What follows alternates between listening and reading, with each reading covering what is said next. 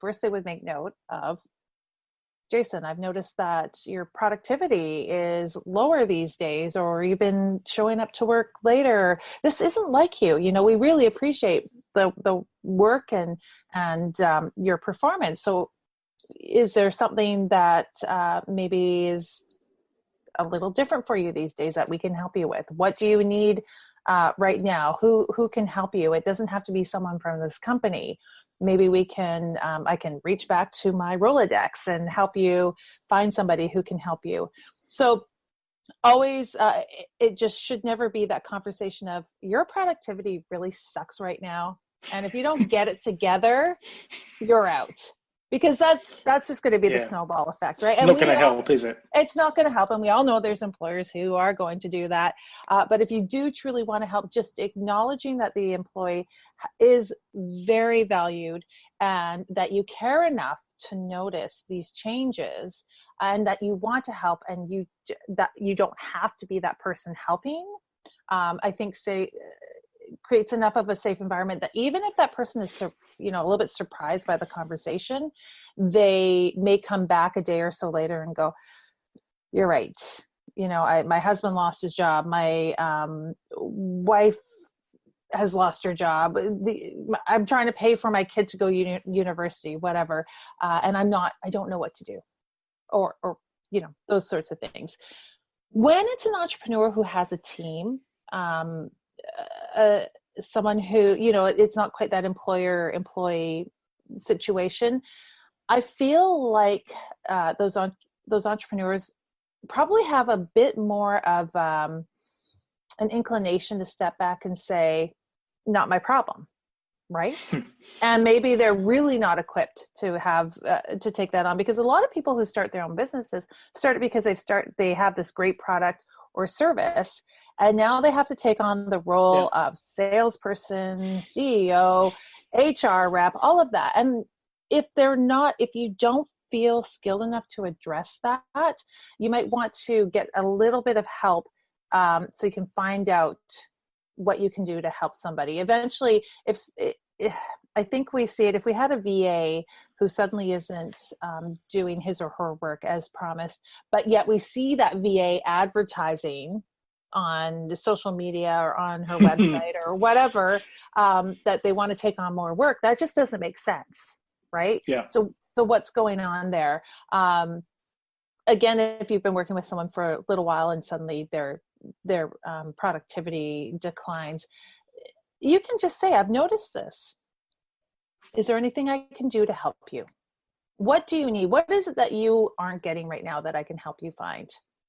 And the conversation may not go anywhere, Jason. And we need to be open to that and ready for it. But you may open up a whole new way to interact with your contractors or your employees and really strengthen that and show your employees or your subcontractors that you care, and that's huge for relationships and loyalty. So this leads me into my next question, which is, where do boundaries come into this? How responsible should an employer feel, and how much responsibility is an employer bound to feel, if that makes sense? Yeah, I think that's such a good question, because there are, at least here in Canada, there's some legislation around that. Responsibilities for employers, not contractors, not entrepreneurs, but for employers. So if someone here has, and I can speak for British Columbia specifically, if someone is experiencing addiction, or some like family problems, that sort of thing, you can't fire somebody for that. Technically, sometimes you can, because if they've been driving your truck around drunk, that's a different story, right? But if you uncover this, they have a responsibility to help the employer or employee find help. So is there that responsibility with money? Probably not, but things are going to start to snowball to other problems, maybe drinking, maybe family problems, maybe depression, that sort of thing. So I think it's good to check in with the legislation in your area to see what your responsibility is. Of course, you don't want to just wham bam, you're gone because you're having problems. You don't want to do that at all. And you don't want to fire people without reason because you'll end up with some kind of lawsuit. Yeah, totally different kind of problem to deal with. Oh, yeah. Just don't do that. I think that's a pretty universal thing these days. On the flip side of that, though, not every employer, not every manager or supervisor or entrepreneur is going to be comfortable with those conversations. But you can't let it go. You have to address it in some way. So if you are working with if you're working in a company where there is an HR department, go to them. They're the experts. They know how to deal with this. And maybe it's you and an HR rep or HR manager sitting down with that employee. If you are an entrepreneur, again, it's a very simple, I've noticed that there's been a difference in your output. So what can I do? And that's all.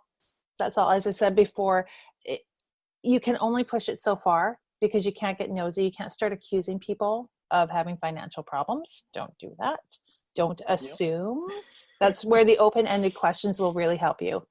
And if your employee or your subcontractor decides that they're not going to open up or that they don't need to, or maybe it's something completely different, great.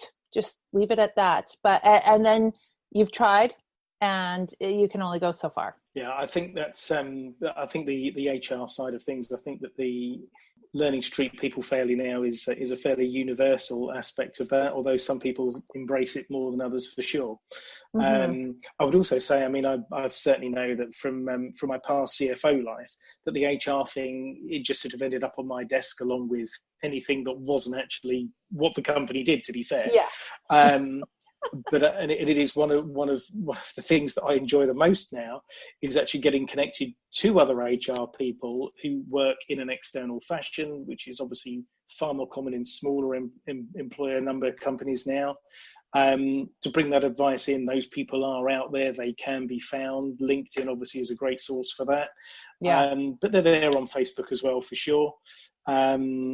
So I think that it is a thing, you don't have to do this on your own as an employer. There are people out there that you can go to and ask to help to take you through a process or a procedure, or at least give some consultative advice. That's right.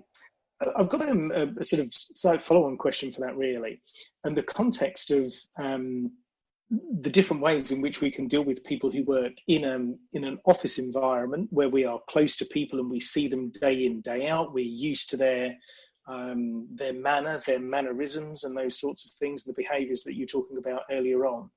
But then, of course, there are companies that have external workforces or who work remotely from the office. So how can we get into a flow with those kind of people to be more aware about what's going on in their world? Mm-hmm.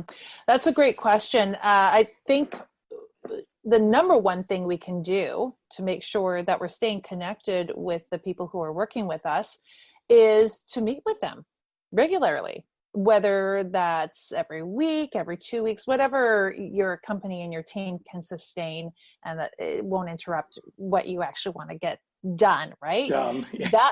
That's number one. Hopping on a Zoom call where you guys can see each other's faces, hopping on a phone call, hey, how's it going?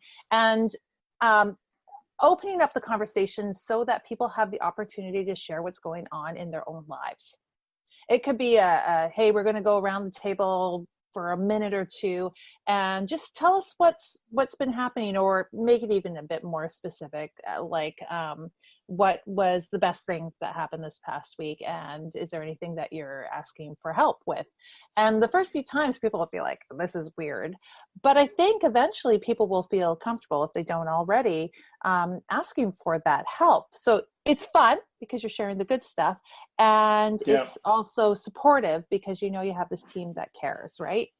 The other side of that is it comes down to communication too. So if your team members, if you have a team member who is not replying to emails or to, things in Slack or Trello or whatever you use, Asana, whatever you use. Yeah. Pick any one of 100 possibilities. Yeah. Yes, exactly. If the communication drops right off, And that's really unusual. Say you're used to hearing people within 24 hours, and sometimes you really need to because that's the way the business works. It's good to do a check-in through another channel. Hey, what's happening? Email, haven't heard from you. Are you okay? Really? Are you still alive? That's a good thing to know. And if you've been working with someone for a little while and you know that's really unusual for them not to get in touch, just a quick check-in. They could be sick. They could have had some crisis, or maybe they won the lottery and they're never going to work again. Who knows? Yeah. Ask. I think communication is the number one. How has their pattern of communication changed? Or when you meet with them, do they look tired? Or do they feel a little bit more lethargic? Are their communications more aggressive?